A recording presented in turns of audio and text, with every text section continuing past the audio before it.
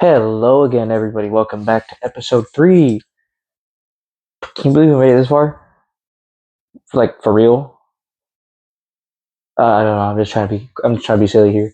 But welcome back. You know the drill. We're starting with a famous quote from Matisse: "Creativity takes bravery." And that is a fact. A fat fact.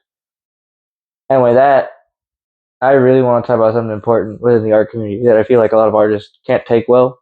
That's the mindset shift that you need going into art school, because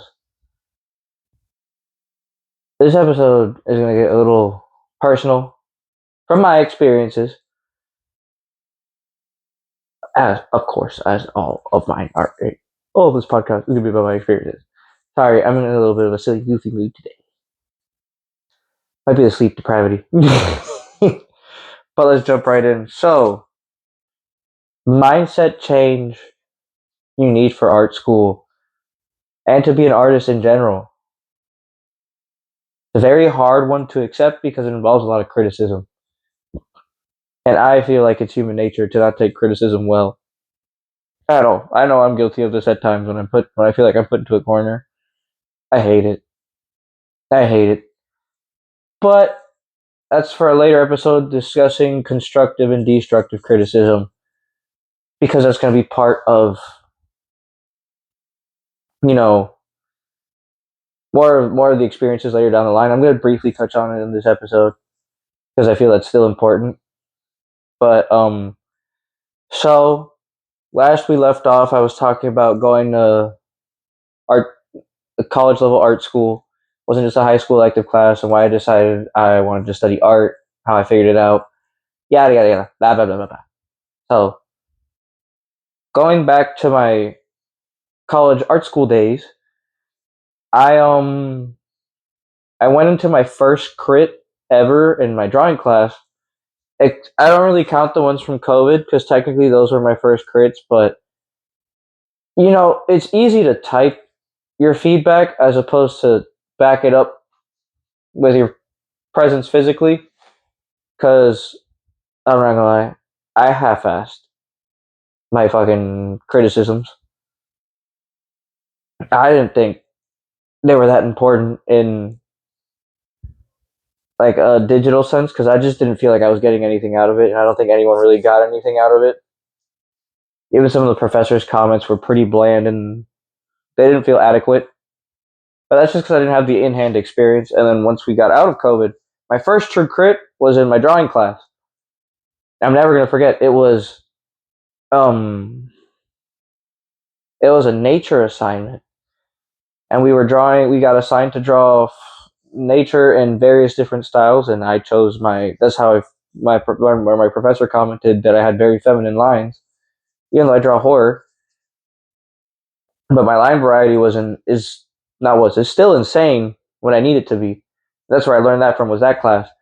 But she tore apart my style pretty well, or at least gauged the fact that I didn't like sticking to certain styles, because I could jump from like kind of cartoony to very line work and tattoo esque, and then very kind of like lazy speed painting kind of style. And then I also would experiment with mediums a lot. Like I did, I remember two of my floral pieces where I got drawing paper, I masked off the edges to make a border, and I spray painted semi gloss black spray paint on it because that's all I had to make like a blackout canvas. And I did negatives of just line work of the flower itself. And those were pretty sick. They're hanging somewhere along this wall back here. If I could pull them off to show you, I would. But I'm just rambling. This is probably gonna be one of my favorite episodes, just because I love crits and I miss my crits. They're very important. They tell you how to like go. This is part of the mindset change. Actually, I'm not rambling. It's perfectly on task. But they do teach you like where to go instead of where not to go, and how to experiment, because you know you can only go so far with your ideas. And art, I believe should be inherently creative and shared. But to be honest, a lot of people gatekeep and don't really care to provide meaningful criticism because it's not their work, therefore it doesn't matter. Or they're too timid to provide it. I think that is inherently flawed.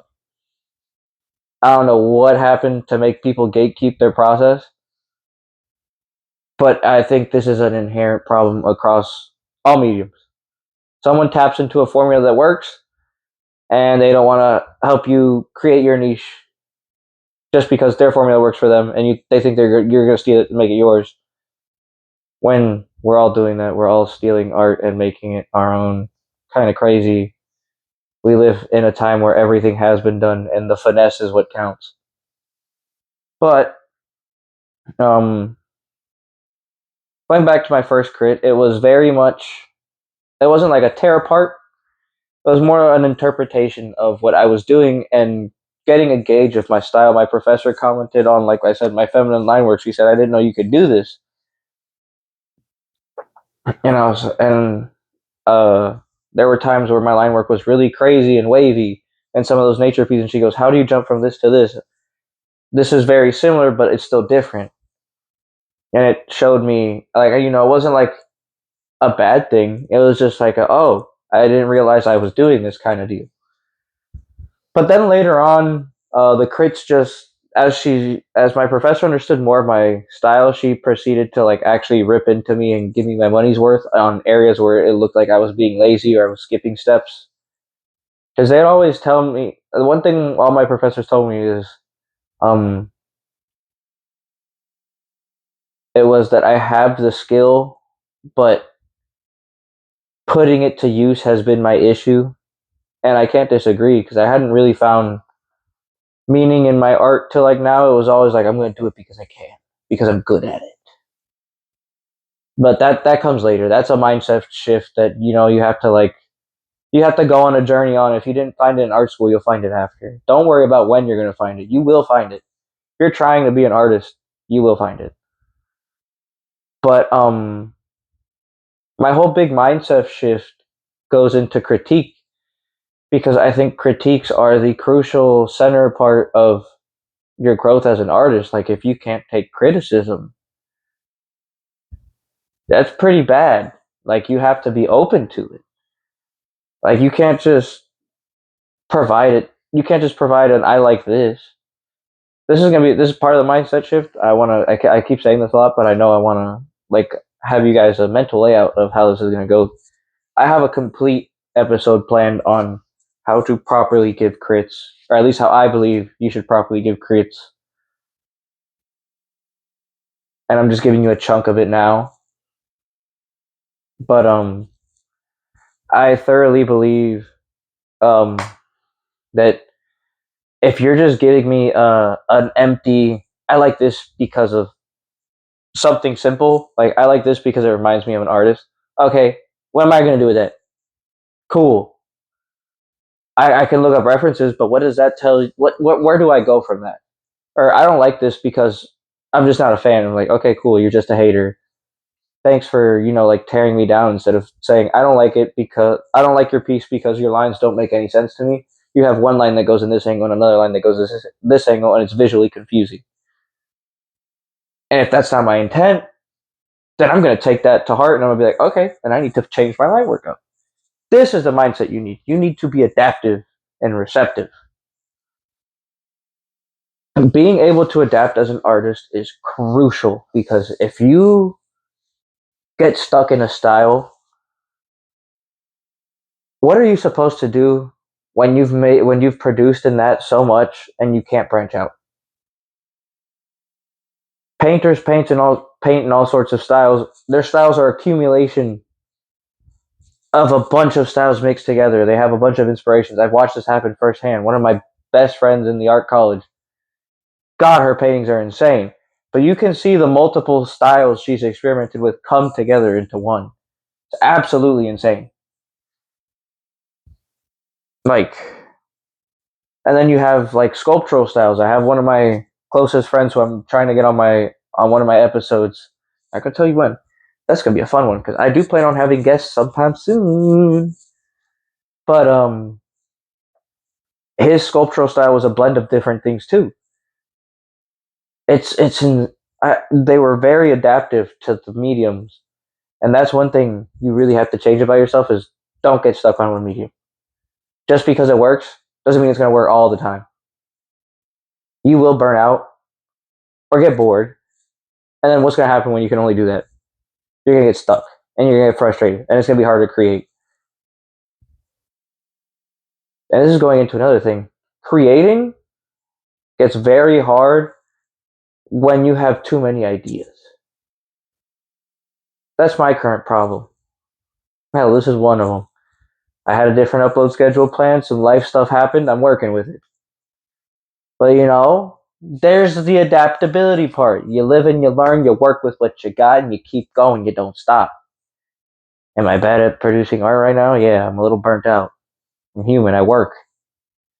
Sometimes the last thing I want to do when I get home is pick up a pencil and doodle one of my 50 bajillion ideas. And I literally just get home. Sometimes I want to rot. And that's okay. As long as I don't stop creating all the time, I do create. This counts as part of my creation. But I do draw. I still make merch, by the way. I'll start, you know, putting them up in the videos and linking them in the podcast at some point. Right now, I really want to focus more on the advice I want to provide, and I still do. I want this to be a long term deal, but you know, you can't be closed minded in this kind of field. That's not okay because you just block everything off. Like I've met people where okay, this is gonna turn into a bit of a rant, but I met this one person in my sculpture class, and God, oh my, this kid would not be receptive to what we were telling him, and his crits were pretty bad. They were like, "Oh, I like this because it's wobbly, and it shows you know how to use a welder, or you know how to use a wood cutting machine." And I'm like, "No, that cool. I like that my skill shows through, but what about it gives it away?" Like I've had people that have gone up to me and been like, "I like the fact that you pick something silly." One of my products was a comically large spoon, and I brought ice cream for everyone with it. Yeah, was my spoon poorly executed? But I had fun with it. Some of them thought it was funny, and I like that. I've built a 16-foot cardboard chain out of duct tape, where each link was a foot, and I got told it was sick, and my professor ripped into me because it wasn't big enough. And I was like, that's a valid criticism, but I worked with what I got. I was too broke to make it 20 feet. I couldn't fill a room with it if I couldn't make 20 feet. But that's one thing too. Like I really appreciate professors that can provide unbiased criticism. Like there's no blatant favoritism. It's just, hey, you're doing good. You could do better. Like, come on, I know what you got. And you're like, thanks. I feel like garbage, but I need this. Because you don't want to feel like that again. You want to show your best. And that's one thing, and this is one thing that your mind also needs to change into. Just because the prompt says you have to draw a certain thing a certain way doesn't mean you can't push the creative boundaries just a little bit. Like, hey, going back to the whole finesse point, just because you have to draw realism doesn't mean you can't, add a little detail to it, blur some of the background, make a focal point. You know, it could be pretty realistic, block out the shadows. They don't have to be smoothly blended. It's still realism. It's not completely real. It's your style. Your brain can recognize that it is. It's going to look more like a graphic design. That's okay. Most of the time, that's what professors are looking for. They want, unless it's a direct replication challenge, they want to see what you can do. That's part of your mindset change that you really have to change. Is Stop thinking in the box. You're supposed to get frustrated with what they tell you to do. Like, it's like, oh, I'm tired of drawing like this. I'm going to do it my way, but still meet the guidelines. Yes, keep that up. That is what you need. That is fuel. That is creative fuel that you'll miss when you're out of school and stuff like that, because you'll have so many ideas and you go, oh, today I want to draw a turtle. How am I going to draw a turtle? I could go real. I could go cartoony. I could do this. I could do that. And then you're going to be spiraling. You're making a web in your notes. So you're going to go, oh, and I could do every which way. Now I don't feel like drawing a turtle because I have too many ideas on how to draw a stupid turtle. And then I want to do this to that turtle. But wait, it won't look good if I do it like that. And you get frustrated. So just be like, hey, I'm gonna draw today. Be like, go outside and be like, today I'm gonna draw that. Point to something. Like, I'm gonna go sit and draw that. However it comes out, it comes out. I'm gonna let my brain do this. I'm gonna let my intuition guide me. I'm gonna let my style choose. I'm gonna let my body choose the style I draw. That is a great exercise. That's what I tend to do. So when I feel like I need to go draw and I'm stuck on an idea, I go outside. I try to draw scenery. And it's never real. It's never photo real. I don't like photo real. It's always like, there's a bit of finesse to it, and I love that. That's the mentality shift you need. You need to learn how to incorporate more of you. And this is going into crits too. Like, step one, like, one thing you can't really do in critique is compare your fellow artists to each other. That doesn't make any sense. It's one thing if you're pointing out similarities in the pieces and you're like, hey, you guys' styles line up with this and this. I like the subtle differences you guys bring to this. Not like I like this guy's piece because he does this better than you do this, or I like this guy's piece because it reminds me of yours. However, I just think that this is a better version of that because it's executed better. How does that? That's not a good. That's a teardown. That's not a constructive piece of criticism. How would you feel if that happened to you? These are your people. Put yourself in their steps. Like, do you want to be in a crit room where everybody's quiet? I've created a piece out of spite because my crits were too quiet. I don't like when you don't get feedback, and neither should you. Feedback is important. Feedback leads to growth, and feedback leads to, a creative blossoming and expansion. You got to do what's best for you. And in this case, what's best for you is putting yourself aside. Like, I don't care, and a lot of other people don't care if your ego's up here. Knock it down a few pegs and actually, give us something to work with. We're all trying to make you, like, see what's wrong with yours or see where you could do better, because at the end of the day, a true artist is only happy with what they make in that moment. I look back at all my pieces that I even have in my room where I could be like, yeah, I could have done better here, here, here, and here. Do I ever go back and fix it? No, because if I do that, then I'm never going to stop working on one piece. Good artists settle, bad artists accept. Like, art is never finished. Never is. And that includes whatever medium you're talking about: music, videography, editing. The more skills you learn and the more you adapt, the more you can go back to older projects and be like, damn, this was great when I made it. However, I want to change this, this, and this. Am I going to? No. I understand it's done, but I'm going to do something better, knowing that I can do better. It's done for now. Because you're going to come back and re-execute the project later when you feel like you can do it justice. That's just how it is. Like, I want you guys to take that away from this episode, is that your mindset in art school has to be very, like, I don't know how to describe it other than selfless, but it's not entirely selfish because it's a little selfish in the sense of you're giving the criticism you want to hear because you want to hear it, not because your art's good. Get that thought out of your brain. You already got into art college. Of course you know you're good. However, is there going to be someone that you think you can compare yourself to? Always. Also change that up. Don't compare that only brings you down more. Stop comparing your art to other people's art because you do what's best for you and they do what's best for them. That was my biggest problem going into art school. Is I have a huge comparison problem. I still do sometimes where I look at someone's work and I'm like, damn, why can't I do that? And I look at it and I go, it's not that I can't do that. It's just I don't do it. I don't do it enough to make it mine, and I'm not going to do it enough to make it mine because that's not what I started with.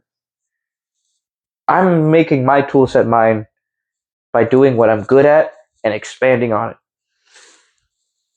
Like I'm not stuck in one style. My whole thing is I can't narrow one down. I have a uniform language in my styles. My line work stays pretty much the same. However, does my media, my shading, my color palette, and the physical portrayal change? Yeah, that's what you gotta do. All this is leading into the same idea of, you can't just sit still. You gotta do something. You gotta get up off your feet and set yourself aside and actually be able to reflect on what you're doing. Because at the end of the day, you're only as good as what you think you are. And if you think you're top notch where you're at, you're wrong. Sorry. Like you could be top notch one day and then bottom of the ladder the next day. You have to find a middle ground of where you're like, I'm good here. I could work on this here. Maybe I could be better here. I'm pretty good here. Because, admittedly, I was pretty cocky with drawing hands for a long time. Then I got out of practice. Now I need work. So now my skill set still shows through my hands because contrary to popular belief, I love drawing hands. I feel like if you can draw a good hand, you can nail a lot of stuff. Except three quarters profile. I'm still working on that. Don't judge me. I don't like drawing faces. But my portraiture needs work. It can work, but it needs work. There we go. There's a mindset change. My portraiture, it's okay. Could be better. Could be worse. Do I know how to improve it? Yeah, I got practice. Do I dedicate time to practice? No, not really. I'm tired. But I do push myself to create in other aspects. It doesn't necessarily have to be drawing. Like I don't understand if you like if you're cooking because you don't feel like drawing. Congrats, you created something. Oh, there's a good analogy for you. Like, do do chefs not taste their food to make it better? Do you not change up parts of your art as you're going along to get better? There's your mindset shift. Don't go into art school thinking you're the worst and start comparing yourself to others. And don't go in thinking you're the best either, because if you're the best and you're comparing yourself to other people, then I'm sorry. You need to get out and change that. That's not okay. That's how you put people down, and that's how you set yourself up for failure. And I don't want any artist to be set up for failure. I want them to do their best. And one thing you really need to change is if you go into studying art and you think you're going to get a job right away, I'm sorry. This field is underappreciated and over competitive. And I can honestly say it's pretty oversaturated for how many people say they don't want to study art and end up studying art. And they're like, I should have gotten a job doing this. And you're like, oh, wow. All these companies have their people and they're not going to open their door. So don't expect to get a job right when you get out either. That's not how this works. It's time consuming. If you didn't build your name up while you were in college, it's going to take you a while. I know a few great artists who built their name up at the university I went to, And props to them. I didn't know how to make those connections. I was never taught. I believe that's part of the schools you go to or how you're brought up. That's one thing I'm going to discuss in another episode. School does definitely affect what kind of connections you make because there's a university that I know that's smack next to one of the museums in my city. Like, you mean to tell me they're not going to learn how to market themselves there or talk to professionals whenever they can? They live 2 seconds from that museum. It's very important to understand that this is a long term kind of run, not a immediate gratification kind of deal. Because immediate gratification is great and all, but you're setting yourself up to be like sad and feel like you studied the wrong field just because you didn't get a job right away. That's okay.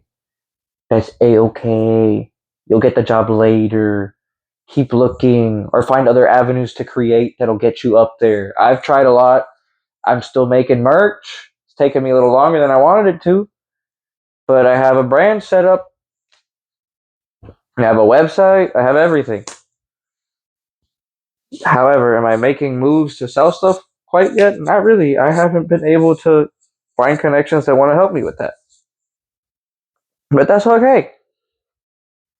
Because guess what? I'm gonna end up doing it somehow. This is a form of me to get myself out there to you guys and give you advice, and hopefully, spread my name out there.